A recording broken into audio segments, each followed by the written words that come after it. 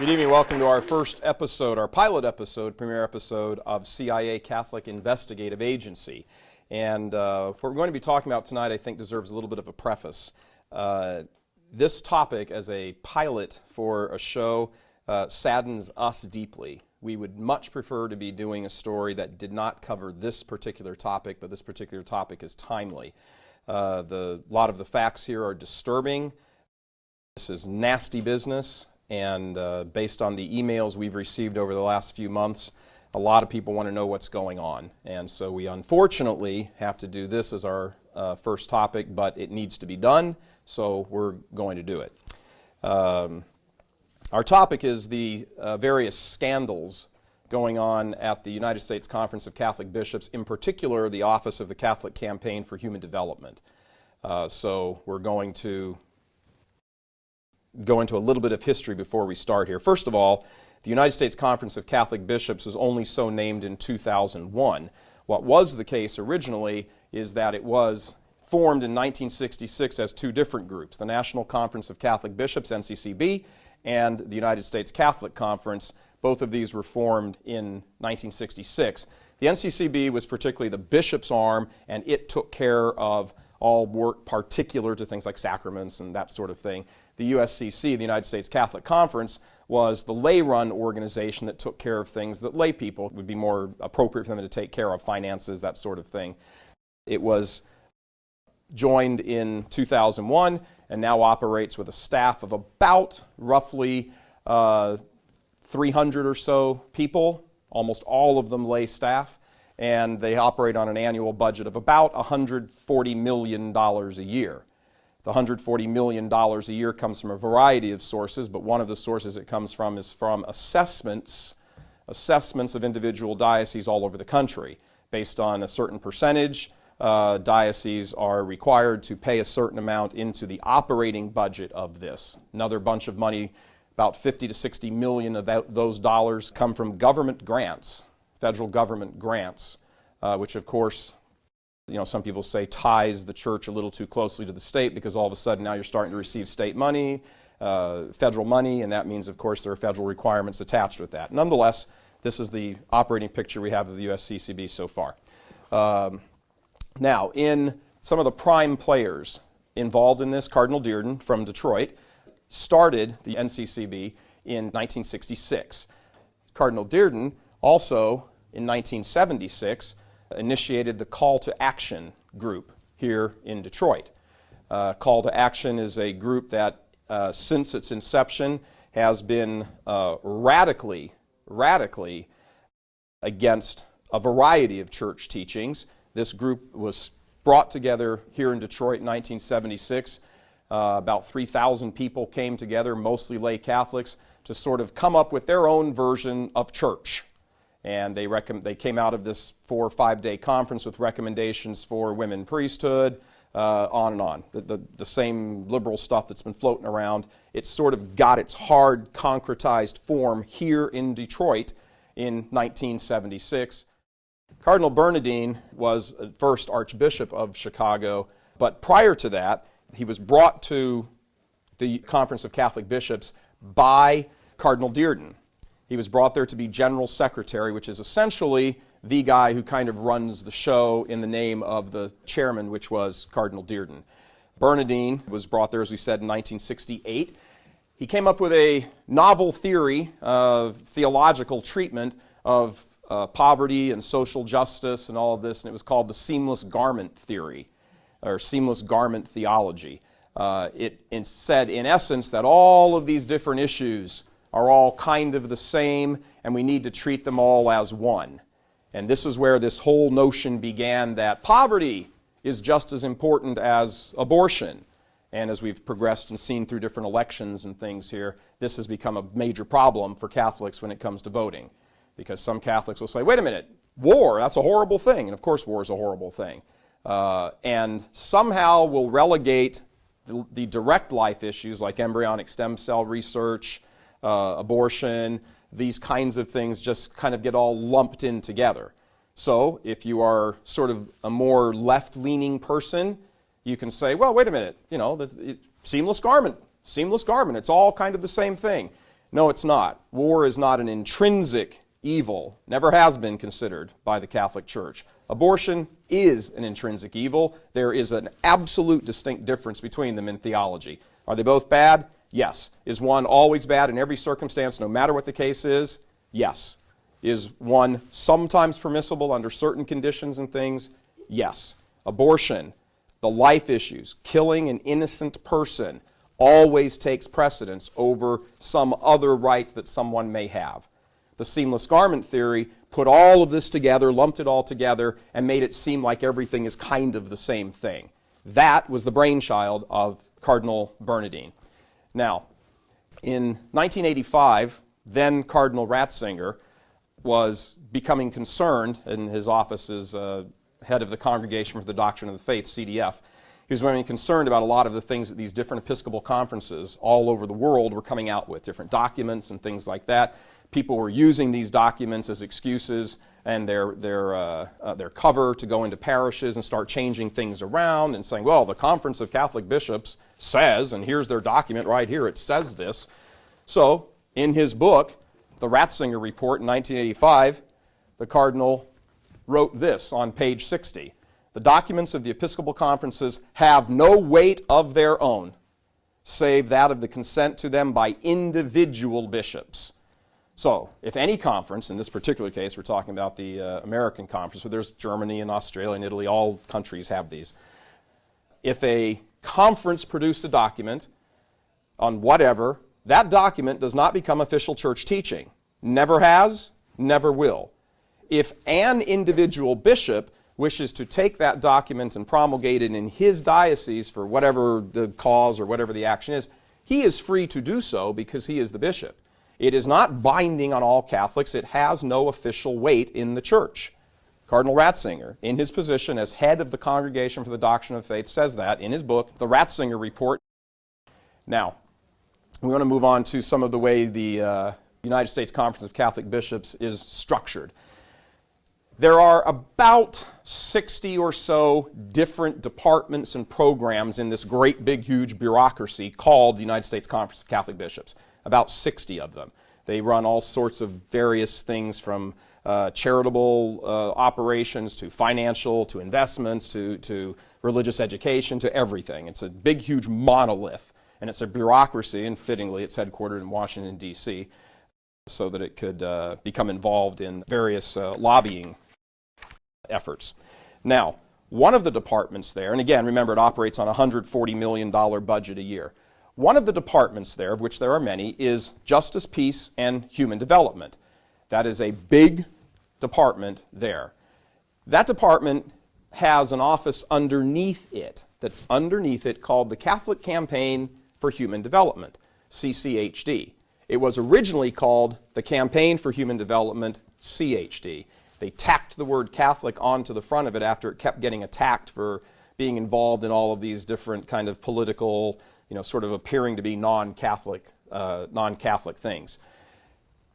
These charges that this office was a home for liberals and trying to push an ideological, sociological agenda that resembled something on socialism began almost from the beginning.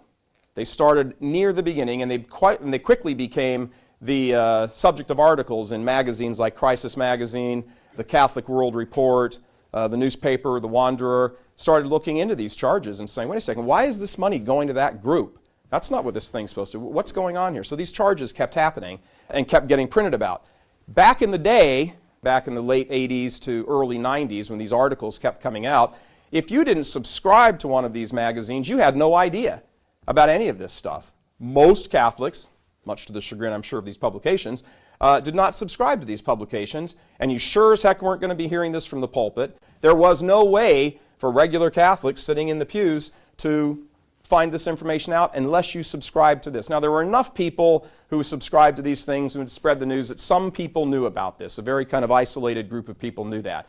This all changed when the internet came around and people started blogging and putting up, having websites like realcatholictv.com, and American Life League and Bellarmine Veritas Ministries and Human Life International, and all these groups all of a sudden started going, hey, wait a minute.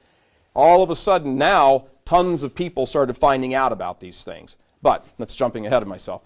William Simon, he was Nixon's Treasury Secretary. He was also an extraordinarily faithful Catholic. He was a Knight of Malta. He was a daily communicant. And he was very disturbed at what he knew was going on at the Campaign for Human Development. This was back in the 80s. He said in one famous quote that the Catholic Campaign for Human Development is a funding mechanism for radical left-wing political activism in the United States rather than for traditional types of charities. This is William Simon, the United States Treasurer. He was Republican. Most of the people he's dealing with are Democrat. Doesn't matter if somebody just makes an observation that's true, regardless of what their motivations may be. Is the observation true or is it not? That was the question. He gave the CCHD, the initials, he gave it the nickname the Catholic Campaign for Helping Democrats. In 1972, John Cardinal Kroll of Philadelphia put together a set of guidelines, how money was to be dispersed. Notice the year 1972. Prior to Roe versus Wade. So the money starts going out and getting allocated. The CCHD office began in 1969, so this is just 3 years after its inception. He starts putting out all of this money, starts putting out all these guidelines saying this is the way the money should be allocated. In 1999, a new set of guidelines from the Catholic Campaign for Human Development came out. Now, this is a press release from the United States Conference of Catholic Bishops from April 7th, 1999, and part of it says, they express with greater specificity Catholic moral teaching with regard to the sanctity of human life at all stages, as well as the CCHD's commitment to uphold that teaching in all of its funding decisions. This is the bishop's own document. This is the bishop's own document that says the primary concern must be life matters. Life matters, and I've circled a section in red here. The revised guidelines do not differ in substance from the earlier ones produced by Cardinal Kroll, but they do offer the following. A new first point was added in order to clearly articulate Catholic moral teaching with regard to the sanctity of human life from conception to natural death, as well as CCHD's firm intention to uphold that teaching in all of its funding decisions. That's the very first point, and they rewrote the guidelines. Bear this in mind. This is the bishop's own document where they make this point. Now, why do they make this point? It's important to recognize that it's produced for two reasons. One, Roe versus Wade had come into effect by law, and two, by judicial fiat, and two, there had been a very large number of questions about where is that money going. That's what all of those different articles are constantly being published about, in-depth stories, where's this money going? Even then, there were questions. Back in the 70s, the 80s, there were questions, where is this money going? Why is this money going here? You read some of those articles, they're breathtaking in their scope about this problem. This problem has been present with the Catholic Campaign for Human Development from the beginning, from its very earliest days. It's now 40 plus years old, and it's still going on. Now, they produced this new set of guidelines because it's partially in answer to these charges. They rewrite the guidelines and make abortion, which was the major problem in 1999, they make abortion the primary case. No funds going to any group that violates Catholic Church teaching, especially with regard to abortion. No funds. Again, I will present to you their own words. Their own words. No funding, period. No funding. Bear this in mind. Now, as we advance, Joseph Cardinal Bernardine, as we said earlier, was brought to the USCCB by Cardinal Dearden. When he arrives there as the General Secretary in 1968, he is immediately introducing into the program, into all the different programs, his seamless garment stuff. He was involved in the setup of CCHD from the very beginning. In 1995, he gave a speech on the anniversary of the Catholic Campaign for Human Development. The name of his speech was The Story of the Campaign for Human Development, Theological and Historical Roots. This was given by him. He said in that speech, partially, as General Secretary of the National Conference of Catholic Bishops at the time, I was directly involved in this exciting endeavor. Oh, he was directly involved, all right. He was the seal of approval on everything the people at the conference set up that became the Catholic Campaign for Human Development. This is again Cardinal Bernardine of Chicago. Now, I'd like to introduce you to Saul Alinsky. This is his version, or his take on fighting poverty. I think that somebody who goes off in a monastery and starts praying for the salvation of mankind and doesn't do a damn thing but sits there and prays, I think that when that guy comes up for judgment, that the judge is going to sit there and say, "Why, you cruddy bastard." So now let's trace the history, shall we?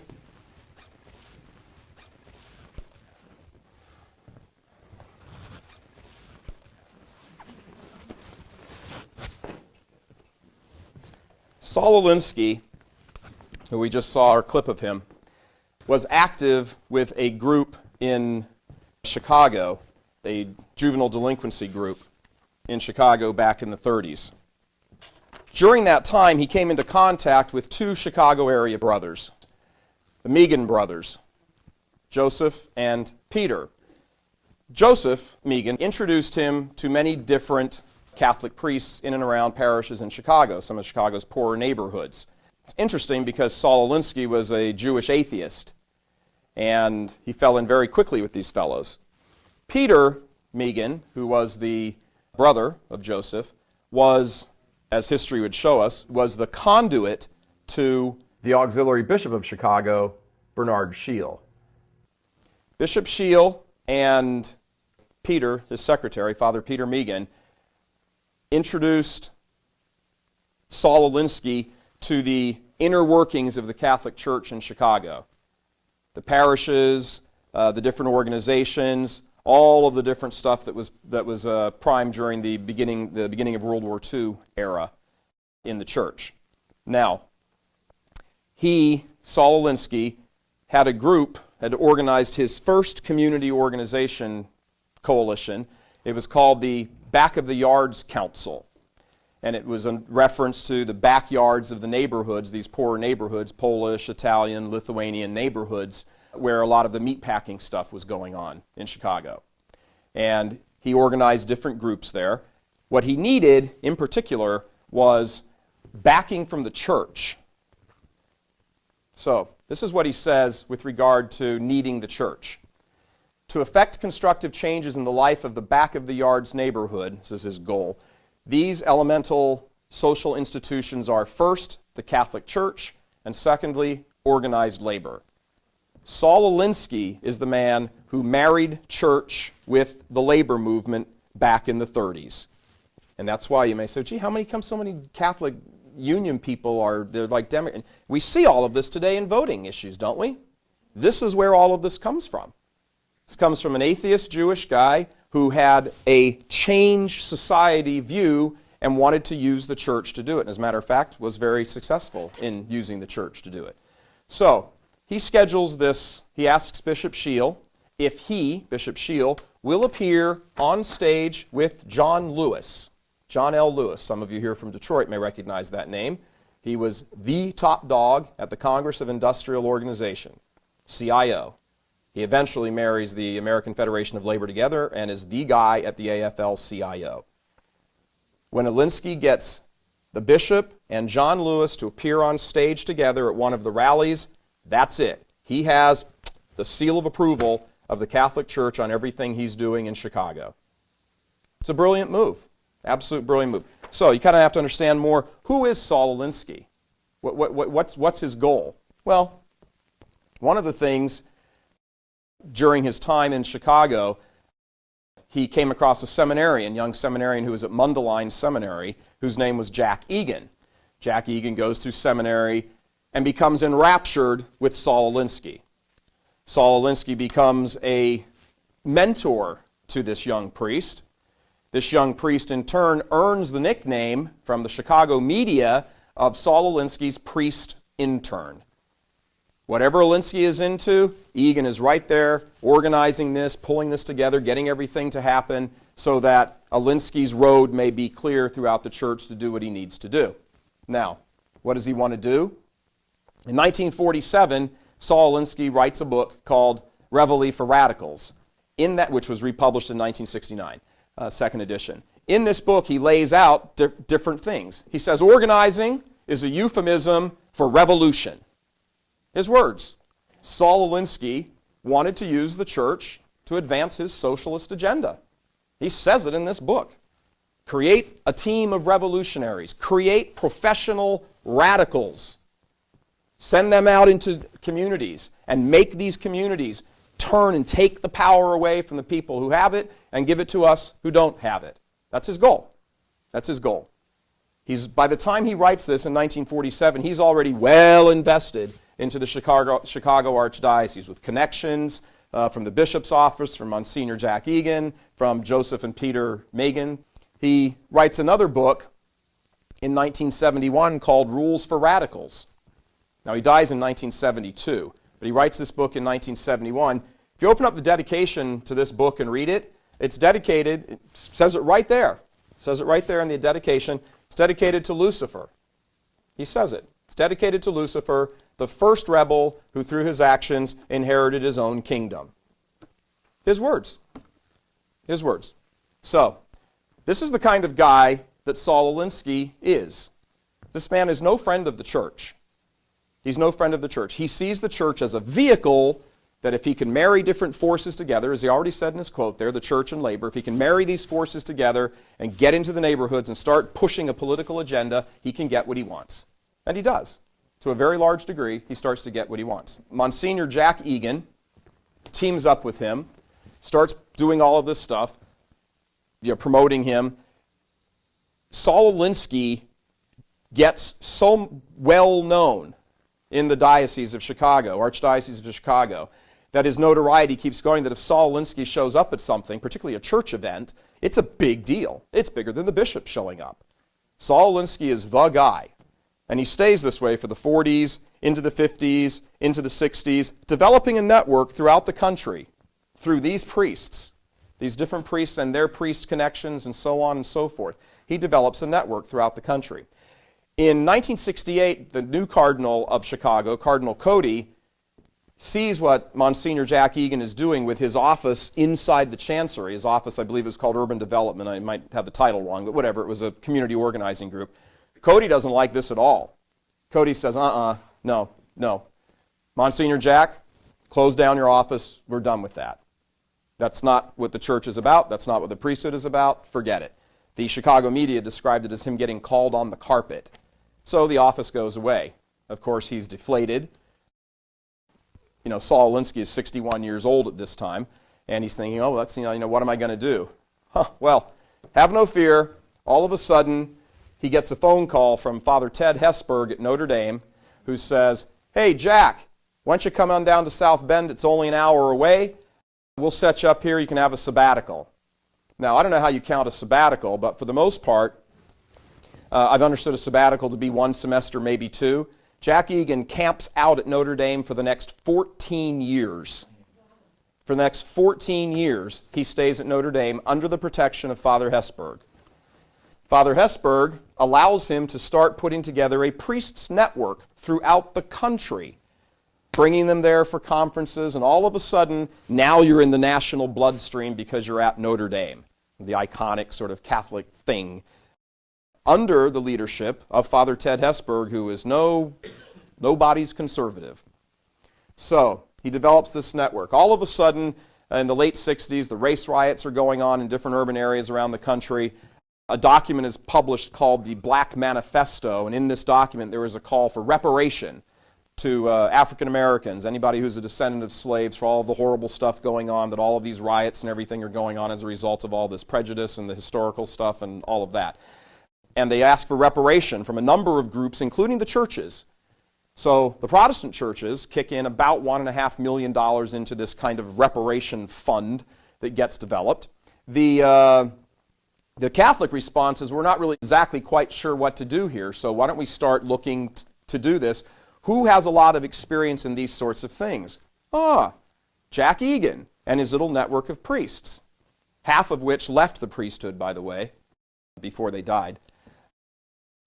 So he develops this little network. All of these priests, with the exception of one, are personally trained by Saul Alinsky in those tactics that he lays out in his book, Reveille for Radicals. Personally trained. This cadre of priests are brought to the USCCB, or National Conference of Catholic Bishops at the time, the NCCB headquarters, and said, you guys are charged with coming up with some kind of plan for us to be able to answer this black manifesto and see what we can do with money to help alleviate poverty and these sorts of things. What can we do? They sit down, and in the space of a few months, they come up with an entire plan. This plan is then presented to the bishops. The bishops vote on it. This is the resolution the bishops voted on in 1969, their summer meeting of 1969. Therefore, be it resolved that the National Conference of Catholic Bishops establish a national crusade against poverty. That was the name of it. Some of you may remember that. The National Crusade Against Poverty. This is 1969. The crusade will commit the church to raise a fund of $50 million over the next several years. Those 2 points are important. $50 million over the next several years for the national campaign, Crusade Against Poverty. The collection is taken up the following Thanksgiving. The Sunday before Thanksgiving is designated as the day for the collection to be taken up. And that first collection raises north of $8 million. It's taken up in every parish in the country, just about every parish in the country. That was the most money collected in the history of the church at that point. In real dollar terms, $8 million today would be something of the equivalent of $25 million. So we're not talking loose change here. This becomes an enormous amount of money. Now remember what the charge is, $50 million over the next several years to go into this campaign. This campaign, this national crusade, has a sort of stop point. $50 million, once it's reached $50 million over the next several years, then the campaign has done what it was supposed to have done. The crusade has done what it was supposed to have done. As we move through and look at this now, 40 years later, this campaign is still going on, and it has collected north of $280 million. $280 million in 40 years. What was its original commission? $50 million over several years. Why is this campaign still going on? It by far exceeded its goal in the first few years. They made good projections, $50 million in several years. They got 8 the first, so 5, 6, 7 years, they'd get their money, and that should be it. No, the campaign keeps going on. And there's no end in sight. There's no plans to cancel this or anything else. So, what happens now is you start to say, well, where has this money gone historically? It's gone to a number of different groups. We've identified a few of them here because these are kind of bigger name groups. The first one is IAF, the Industrial Areas Foundation. This was personally founded by Saul Alinsky in 1941. That is his group. It is no one else's group. It's now run by an ex-seminarian. He founded this, as he said in its founding documents, a school for professional radicals. That's what he says. That's what this operation is, a school for professional radicals.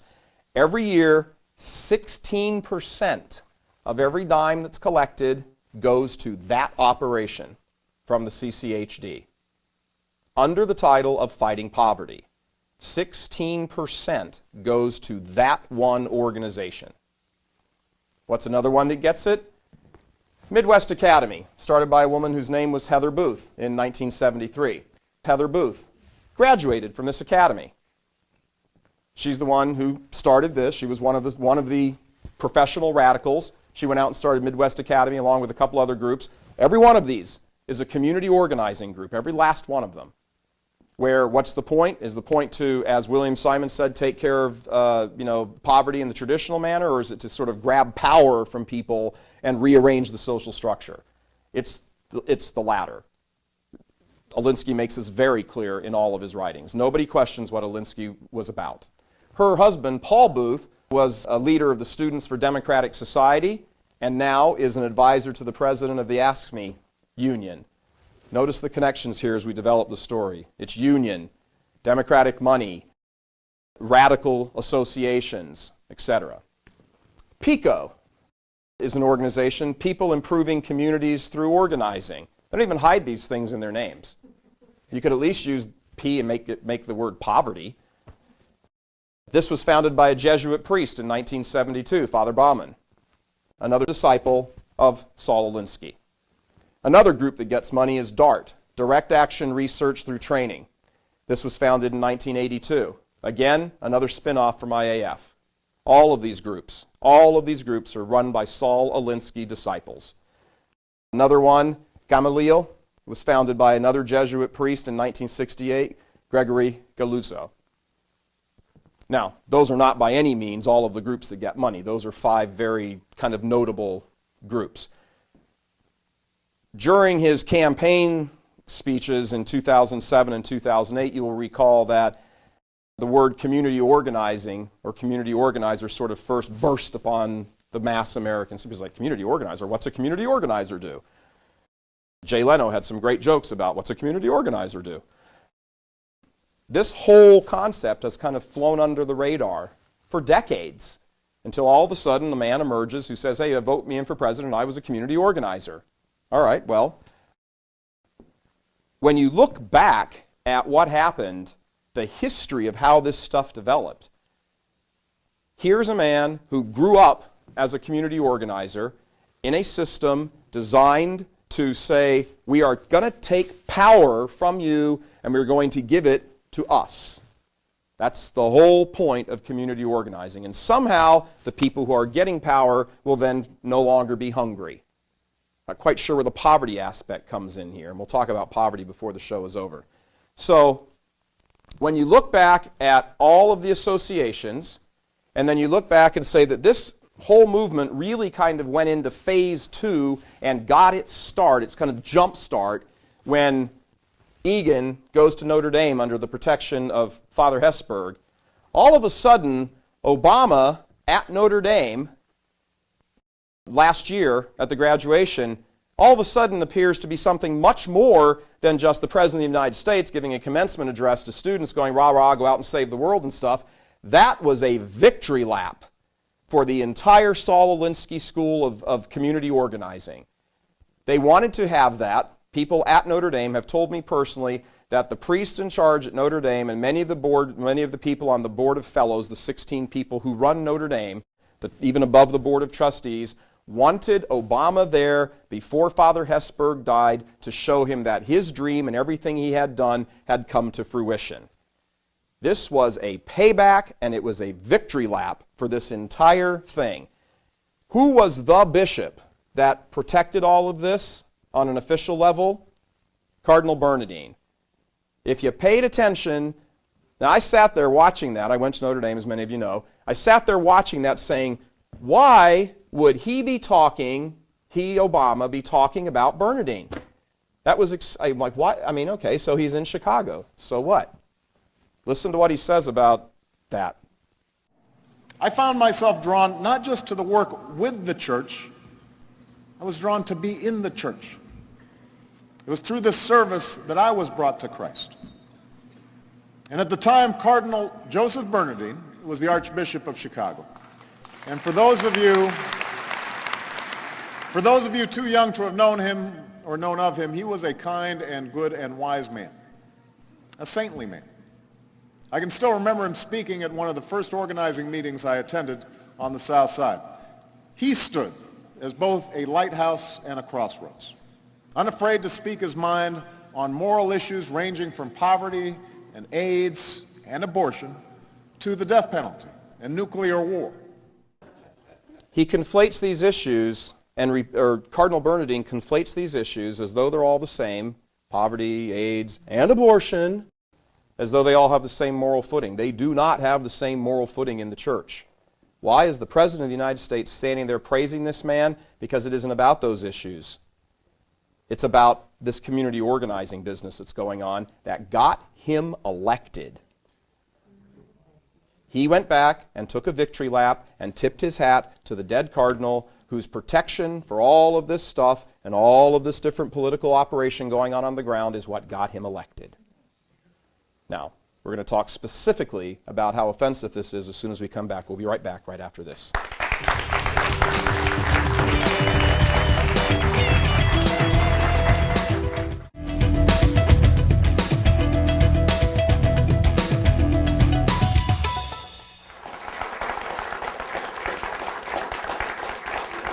back to CIA, we are exposing a lot of the scandal that's going on at the Catholic Campaign for Human Development Office and the historical roots for it.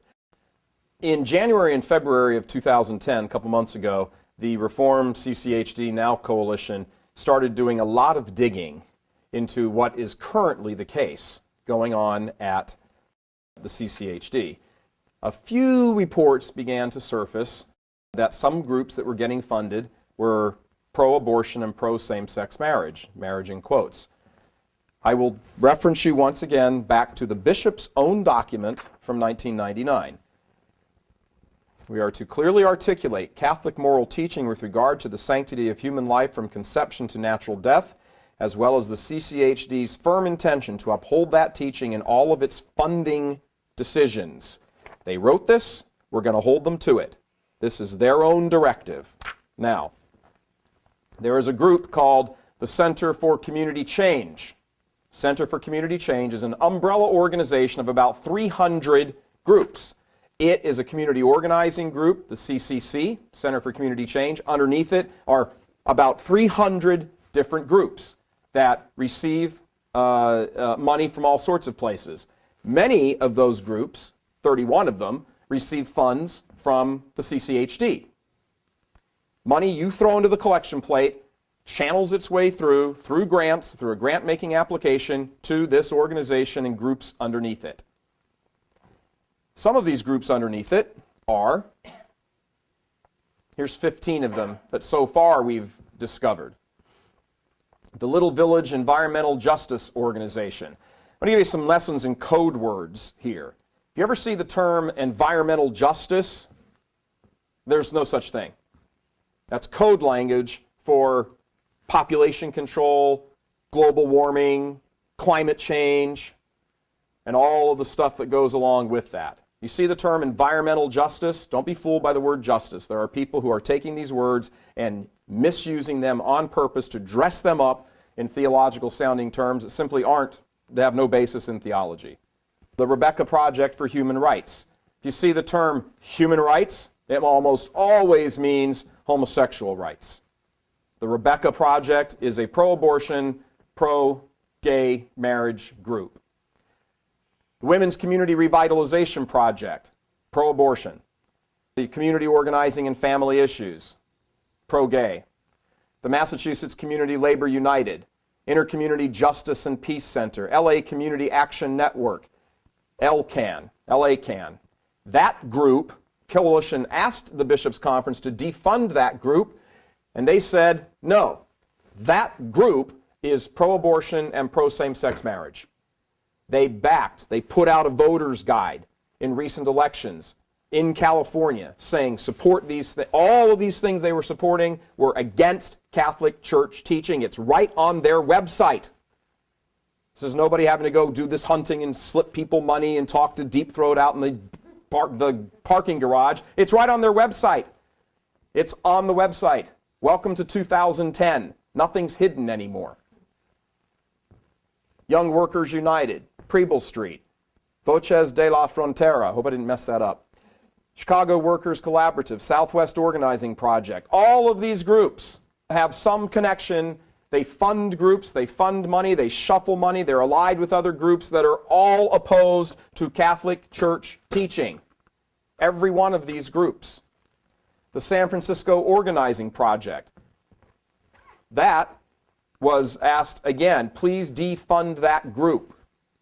They've supported voter initiatives and voter drives to advance health care legislation in the areas of reproductive rights, which we all know is code language for abortion. Provide it, make sure it's in health insurance coverage. This group gets Catholic money through the Catholic Campaign for Human Development. Even after requests and pointing it out and saying, here, change this. Nothing's happened. They're still getting money. People Organized for West Side Renewal, the Chinese Progressive Association. Now, the Chinese Progressive Association did get defunded in, I believe it was November or October of last year, after some of these reports came to light. They had actually produced a concrete voter's guide, the hard thing, and it said right there, we support, blah, blah, blah. It was almost impossible not to defund them because it was right there. So the head bishop of the Catholic Campaign for Human Development, Bishop Morin, did defund them. But here's all these other groups. What about all these other groups? They're all doing the same thing. It's all on their website. They either are participate in all of these things directly, or they are in league with other groups that do so directly themselves. Now, to the charge that, oh, well, this is just guilt by association. This is Catholic money. And yes, there is sort of a principle in Catholic teaching. Is there not, in Catholic moral life, that you avoid the dangerous occasion? You always err on the side of being right. You don't just plunge in and say, well, I'm going to do whatever I want to do, and if something bad happens, oops, it'll happen. No. But that's precisely the mentality with funding these groups. These groups push a political agenda that has, in the last 15 or 20 years, has greatly wrapped its arm around the entire pro-abortion, pro-same-sex marriage movement, the contraceptive movement, the environmental movement, all of it. They're all involved in this. This entire network was set up for this purpose, to destabilize the political power as it was and turn power over to the people. We all know what people power turns out to be eventually. Look at your history books. So, the Center for Community Change in 2001 got handed $150,000 of Catholic Campaign for Human Development money. Just handed them. One-time grant, $150,000. When it comes to this sort of business, you know what a grant is? A grant's free money, no strings attached. Fill out an application, boom, there you go. $150,000. I'm going to imagine that there are a lot of pro-life pregnancy centers around the country that could have used that money. I'm going to imagine there are a lot of soup kitchen type things around the country in different parishes and different small little groups that could have used that money. $150,000, because the people connected to that group are also connected to the Catholic Campaign for Human Development. 31 other groups under this umbrella also get money from the Catholic Campaign for Human Development. Now, a very interesting thing happened when this story came out in the beginning of February. We did a story and located on the bishop's webpage a direct reference saying, support the Center for Community Change. Support that group. It was written right there. 6 hours after we did that story, it was gone from the bishop's page. You might say, well, okay, that was just going to happen. Right in the middle of general maintenance, people go on and change their pages. Maybe it was a coincidence. You could make that conclusion, except on the Center for Community Change's homepage, the reference to the cooperation with the Bishops' Conference also disappeared. Each organization, the Bishops' Conference and the Center for Community Change, each scrubbed their website within 20 minutes of each other. That, what we call in politics and crime, is collusion. Who picked up the phone and called who at what organization and said, get us off your website? Who made that call at the Bishops' Conference? Who said, get them off that website right now? Get rid of a reference to them on our website. Somebody inside the Bishops' Conference gave that directive. Who did it? Why did they do it? Catholics who have poured hundreds of millions of dollars into this collection have a right to know that. This is not being disobedient to bishops. This is not making some challenge to the faith. This is calling out and saying, you have taken hundreds of millions of dollars from the faithful, and we want to know where that money is.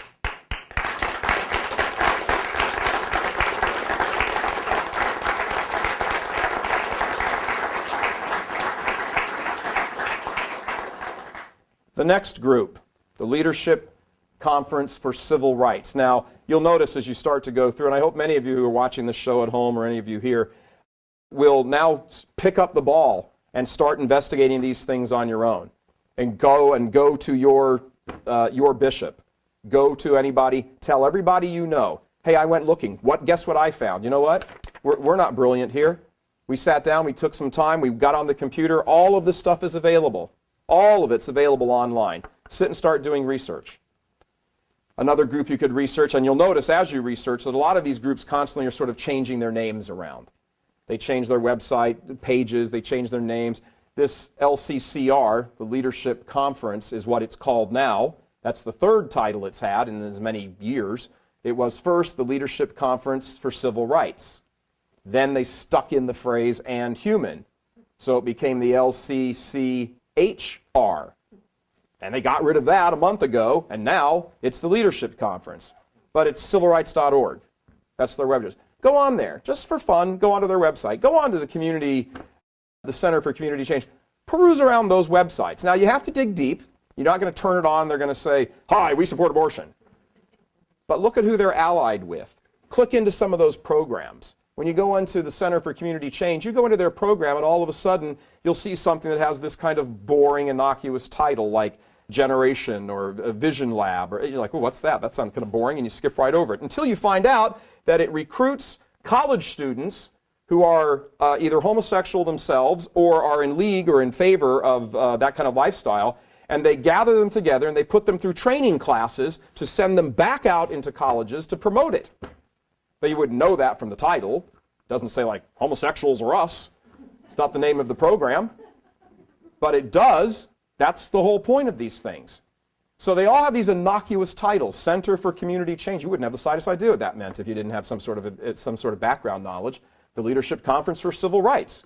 Well, who's against civil rights? That's ridiculous. They all have these innocuous titles. And the programs under these different conferences and groups all have these innocuous sounding titles. That's the problem. Until you dig down and you start reading, who did they give an award to? Let me read one of the speeches of one of their boards of directors when he gave it at Planned Parenthood. What's he giving a speech at Planned Parenthood for? You got to dig down about 4 or 5 levels, and all of a sudden it starts becoming very clear. And all of a sudden you start recognizing the name on this board of directors also happens to be sitting on that board of directors. Oh, and this guy happens to be married to her, and you start seeing this entire network going on. And it is a closed network that, believe me, has an awful lot of power. An awful lot of power. If you click through the Leadership Conference for Civil and Human Rights, or the Leadership Conference, or whatever they call themselves this week, you will notice that they're in favor of same-sex marriage, and I put it in quotes. Do they get money from the conference of the Catholic Campaign for Human Development? Yes. Yes, they get a lot of money. Those groups that we had up here, those 15 groups, since 2004, those 15 groups have received $1.5 million of your money. Of your money. $1.5 million. On the board of the CCC is a woman by the name of Heather Booth. Do you recognize her? Midwest Academy. She's on the board of CCC. It's a prime example of it right there. There's another fellow who's on the board for the Center for Community Change. We're going to get to him in a second here, but the connections between all of these groups, different board members sharing different seats, and they work for this organization, but they're on the board of that one, and they're all tied in. And all these guys know where the ATM machine is, and the ATM machine is the Catholic Campaign for Human Development, and they all know it. It doles out somewhere in the neighborhood of $8 to $9 million a year to all of these community organizing groups. Big ATM machine. Don't tell me that the pro-life movement and the Catholic Church couldn't use that money. The pro-life movement. The bishop's directive. A new first point was added in order to clearly articulate Catholic moral teaching with regard to the sanctity of human life from conception to natural death, as well as the CCHD's firm intention to uphold that teaching in all of its funding decisions. They are not upholding that teaching in all of their funding decisions at all. They couldn't be further off base with it. They might as well just take it and write a check to Planned Parenthood. This is disgusting. Now, there's another group that we're all somewhat familiar with, ACORN. ACORN has a long history. Over the course of 14 years, until 2008, ACORN received almost $8 million from the Catholic Campaign for Human Development. $8 million. Now, you start to think of these numbers that we're tossing out up here, 1.5 million here, 2 million there, 500,000 here, 150,000 there, 8 million here. You know, after a while, this adds up to be real money. This is tens of millions of dollars. In fact, over the 40 years, it's hundreds of millions of dollars have gone to these Saul Alinsky groups. Now, you want payback when you give money. You want payback. The bishops stopped funding Acorn not because of its association with all of these groups and all of that news that came out on Fox that people could go in there and get grants and get government help to open up houses of prostitution with illegal underage girls. That was the ploy, and there it was, all over, made national news. That's not why they ended the funding. They ended the funding because the two brothers who started Acorn, one of them got accused of embezzling somewhere around $8-9 million, and all of a sudden when that hit the news, and it hit the news that the bishops give money, the bishops' conference, more specifically the Catholic Campaign for Human Development, gives money to that group, it was like, oh, no, we're stopping that. So they put them on suspension for 4 months, and then at the end of that suspension they said, nope, no more money, that's it, you're cut off permanently. And on the website, you will see on the bishop's website, the bishop's conference website, you'll see a bit of a boast that says, we were the first group to defund Acorn. Well, you'd already given them $7, $8, $9 million. I mean, you want what do you want, a cherry with some icing or something? Moving on from Acorn. One thing we have not touched on deeply is that all of these community organizing groups have various ties to the Democratic Party, because most of these goals are shared by much of the Democratic Party. Not all of them, but certainly many of them. We'll go through a few here. First fellow is Tom Chaboya. Tom Chaboya was with the CCHD as its director. He was the director in 2008 as these funds were being given out. Now, he certainly wasn't the only director, but he was one of them. He was continuing to give this money out. Tom Chaboya, as the director of the Catholic Campaign for Human Development, as the director, sat on the board of the Center for Community Change at the same time. I don't know anywhere in corporate America that sort of mixing would be allowed. He went from the Center for Community Change and CCHD to the Obama campaign and worked on the Obama campaign. When he was done with the Obama campaign, after they were all happy and gleeful that their guy had gotten elected, he moved on to the SEIU, Service Employees International Union. This union gave $60 million to the Obama campaign. $60 million to the Obama campaign. The man heading it up, his name is Andy Stern. Andrew Stern is the most frequent guest at the White House. His name appears on the guest rolls more than any other person. You get $60 million, I guess you get to sleep at the White House a lot. His assistant is Tom Chaboya. Mary Kay Henry. Mary Kay Henry is a health care advisor to the bishops on one of their subcommittees. She was. She's not any longer, but she was. Now, it's a little difficult to find that information on the bishop's page. However, if you go to her bio on her employer's webpage, which is the Service Employees International Union, where she is the president for international affairs, you will find it laid out there quite nicely in the last two paragraphs, that she is an advisor, consultant to the bishop on healthcare advisory matters. You will also find on there that she is an open lesbian in a 20-year relationship. She has been instrumental in pushing the entire gay agenda at the SEIU and takes credit for it and puts it there proudly on her homepage.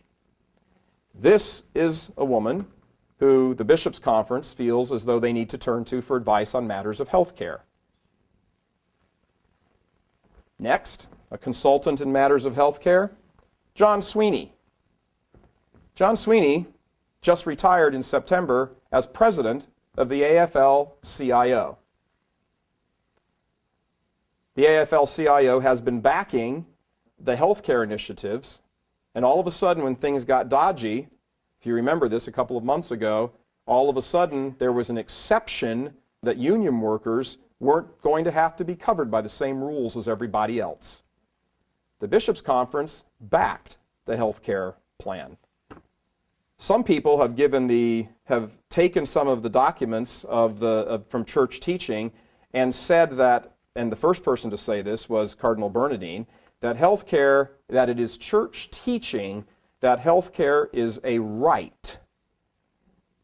It does not say anywhere in Catholic Church teaching that healthcare is a right. In Catholic Church teaching, when you talk about rights, on the one hand, you talk about duties or obligations on the other hand. If I have a right to something, then somebody has an obligation to give me that right. This is not a matter of dogmatic Catholic Church teaching, but it is trumpeted that way. And everybody says, well, let me ask you a simple question. If health care is a right, well, shouldn't food be a right? How about water? How about a house? Shouldn't these be rights also? I mean, not everybody's sick every day, but everybody's certainly hungry every day. Shouldn't these be rights? No. This whole question of taking certain lines and certain phrases from papal speeches and papal encyclicals and apostolic exhortations and crafting a theology around them and then calling that theology social justice and peace and all of this and standing under that banner and pretending that you represent Catholic Church teaching while you are taking hundreds of millions of dollars under that banner and siphoning it off to groups and and supporters of one particular political party is not Catholic teaching. Never has been, never will be.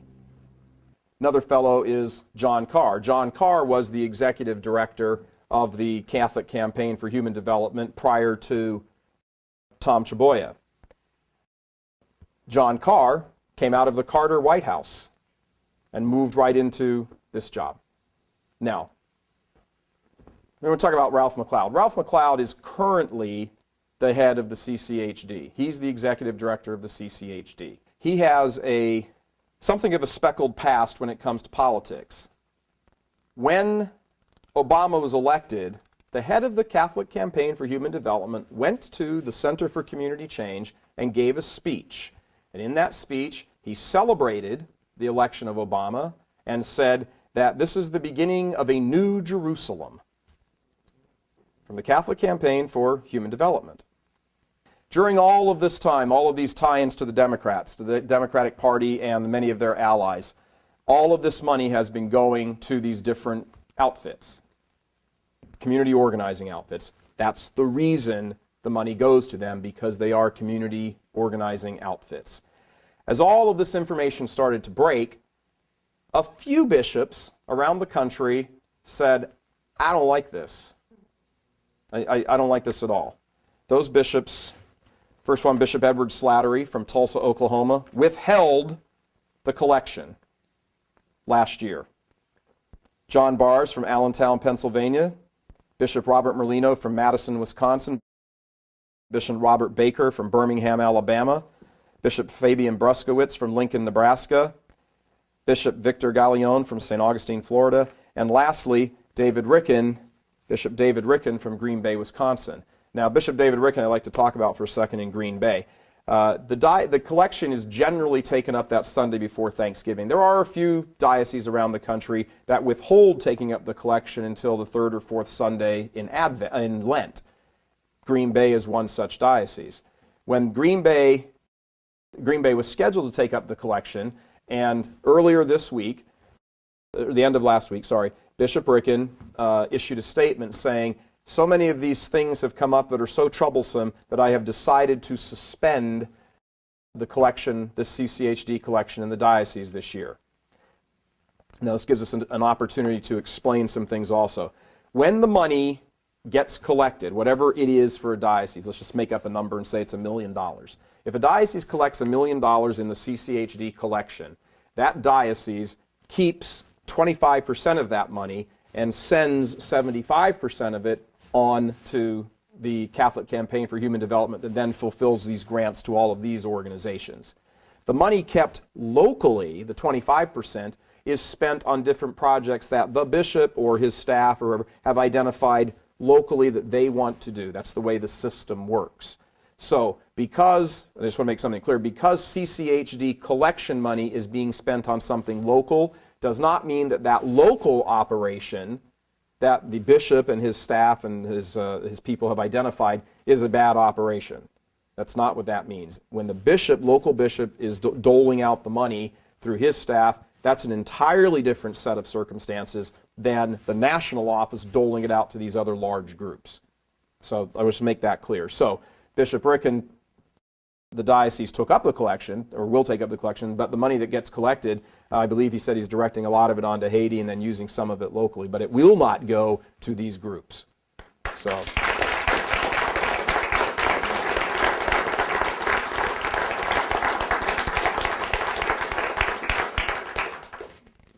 Now, as we go through and try to understand what's been going on here at the CCHD, Catholic Campaign for Human Development, there's a number of issues they have here. For example, there is the Social Ministry Gathering Conference that was held about a month ago.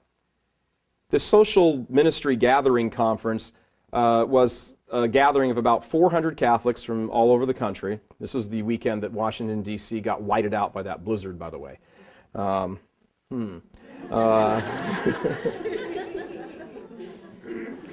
Unfortunately, it's an annual event. But the Social Ministry Gathering Conference, this from the group, once again, from the group, Funding Decisions, Catholic Teaching, Abortion, Pro-Life, Bishop's Statement, 1999, and says, we don't engage in these sorts of things, we don't do this, we don't support abortion with our money, etc., invited a number of speakers, as they always do, to this conference. One of the speakers was Father Thomas Reese, who used to be the editor-in-chief of America Magazine, and he was bounced out of the position when Benedict was elected because he has held a number of contrary views to church teaching. He favors contraception, for example. Another speaker was a woman by the name of Diana Hayes. Diana Hayes is a professor of systematic theology at Georgetown University. She is an open homosexualist, which means she supports the homosexual agenda. Do not know whether she herself is or not. That isn't the question. But she is an open homosexualist supporting the agenda. She is a frequent speaker at Call to Action conferences. She has come out and published, all of this is on her website, that she is in favor of women's ordination, that she is in favor of same-sex marriage, and that she is an enormous proponent of liberation theology. All of this is on her website, Georgetown University. This is a speaker that the Catholic Campaign for Human Development said, come to our conference and speak, please. Another person who was a speaker at this conference was a fellow by the name of Paul Booth. Does the name Booth ring a bell? Heather Booth is his wife, who sits on the board of the Center for Community Change. And together, the both of them have been the hosts and sponsors on a number of occasions for the gala dinner for NOW, the National Organization for Women. This bespeaks a problem, a rot, somewhere in these organizations. Where are any of the speakers that are out front in the pro-life movement? Where are all of the non-community organizing people? Where is all of this? When you start walking around a room and you see nothing but the same thing, you have to start saying, hey, what's the problem here? There's none of this over there. It's something that is particularly disheartening in light of all of this going on, that's been going on since last October and November, and all the controversy and stuff coming out in the Catholic press and to some degree eking up a little bit into the secular press. In the middle of all of this, all these charges and this and documents being revealed and the whole bit, nobody nobody at the Catholic Campaign for Human Development has issued one denial of any of this. They have not responded at all to the charges.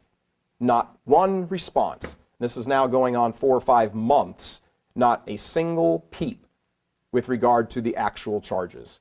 There are accusations that you are, character assassination and this is all politically affiliated and blah, blah, blah, which has nothing to do with the matter.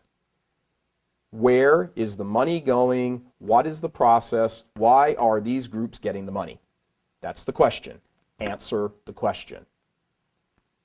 In light of all of that, the Catholic Campaign for Human Development just posted on their website about a week and a half ago, probably about 2 weeks ago now, a Lenten reflection on the Stations of the Cross. This is the Catholic Campaign for Human Development. Go check it out. It's on their website.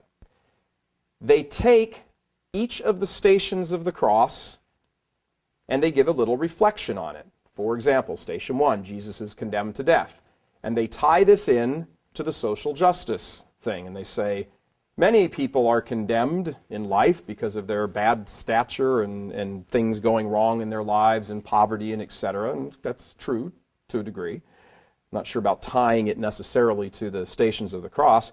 But then they give you some groups that epitomize the struggle and the suffering associated with this particular Station of the Cross. Station number 2, Jesus receives his cross, they mention a group called OVEC, O-V-E-C, which stands for the Ohio Valley Environmental Coalition. Now you're supposed to reflect on OVEC as you're thinking about Jesus receiving his cross to save us from damnation. That group, OVEC, when you go on their webpage, is allied with a number of pro-abortion groups and push the pro-abortion agenda on their website. That's not exactly what I think about when I think about the Stations of the Cross. If you move on to the third station, Jesus falls the first time, they offer you another group to share in the reflection. The reflection is the United Workers Association, a group out of Maryland. This group is pro-same-sex marriage. A third group, this one comes up at the 8th Station of the Cross, is called Power or People. They keep changing their name, what the P stands for. Power Organized for West Side Renewal. It's a California group associated with the 8th Station of the Cross. Jesus meets the women of Jerusalem. This group is allied with pro-abortion and pro-same-sex marriage groups. Another group. This one really sort of takes the cake. As if those weren't insulting enough, this group is allied with or associated with, in this Lenten reflection, with the 12th Station of the Cross. Jesus dies on the cross. It's called the New Mexico Aquia Association. On this webpage, you will find the Women's Declaration in support of earth worship and feminist eco-spirituality. You will also find an association with and a website and a link through to that they support a group that is a radical, that they pledge their support. This New Mexico Aquia Association pledges their support to a group that is a radical feminist pro-abortion group. And this is the Catholic Campaign for Human Development's suggested reflection as you think about our blessed Lord dying on the cross. Something is rotten with this group. Rotten to the core. Here are a couple of other issues as we begin to wrap up. The United States Conference of Catholic Bishops takes up 13 annual collections. The CCHD collection is one of those collections. Takes up 13 annual collections. Not one of those collections is directly for pro-life money. Not one. Church in Africa, Church in Asia, and I'm not saying those are bad, I'm saying those are fine. Where's the pro-life collection? A couple of groups have come out and started a petition online saying, you know what, sign up, we need to take up a collection for pro-life causes. Good luck getting that through this group. Now, we talked about the Democratic Party tie-ins for a moment before. I want to go back to one because he's the current head of the campaign, Catholic Campaign for Human Development, back to Ralph McLeod. Ralph McLeod was a councilman in Texas, in Fort Worth, Texas. While he was there, one of his co-council women was running for state senate in Texas. He gave her a ringing endorsement in her election. He said, "Oh, we're going to miss you. You've been a person of high integrity, great honor, wonderful to work with you." He was a Democrat. She's a Democrat. She had one of the highest ratings from Planned Parenthood. Her campaign manager was an open homosexual. She won the seat that she was running for. And the man who sits on this board as its executive director gave her a ringing endorsement. A ringing endorsement. A new point was added in order to clearly articulate Catholic moral teaching with regard to the sanctity of human life from conception to natural death, as well as the CCHD's firm intention to uphold that teaching in all of its funding decisions. How does a man who stands up after Obama is elected, who has openly declared his support, his undying support for abortion even after the child has emerged from the womb, how does a man stand up and support him and uphold the bishop's own directive? How does a man who is in charge of the doling out of this money stand there and openly support a candidate for a state office who has Planned Parenthood's highest rating, who has made no bones about her support for abortion at every step of the way throughout the pregnancy? How does this happen? Why is nothing being done with this group? Why is nothing being done with these staffers? Why has this been allowed to go on for 40 years? $280 million this has gone on. This is a political front. This is a group dedicated to pushing a political, sociological, ideological agenda under the banner of Catholic teaching, and it is false. Now, if you want to deny all of that and say that I'm some Republican Party operative, which I am not, what was that founding thing? Remember we went back to that founding resolution, therefore be it resolved to collect money to do what? Crusade against poverty. Remember that? They took up the first collection in 1969, so you go back and you say, okay, well, you give it to 1970, because that's, when the money would kind of get into the system and start trying to have some effect. In 1970, the poverty rate in America was 12.6%. $280 million of Catholic money, and almost 40 years later, U.S. Census Bureau's numbers are, lag about a year and a little bit behind. 12.6% was the poverty rate when the Catholic Campaign for Human Development took off. Now, the poverty rate is 13.2%. The poverty rate has increased in 40 years.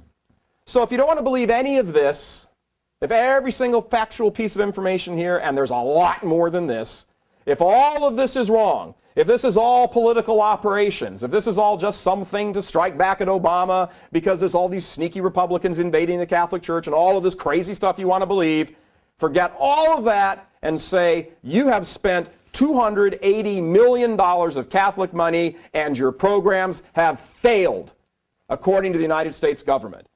Poverty has increased in the amount of time you've spent over $250 million. Stop spending the money and end this program now. Be right back right after this.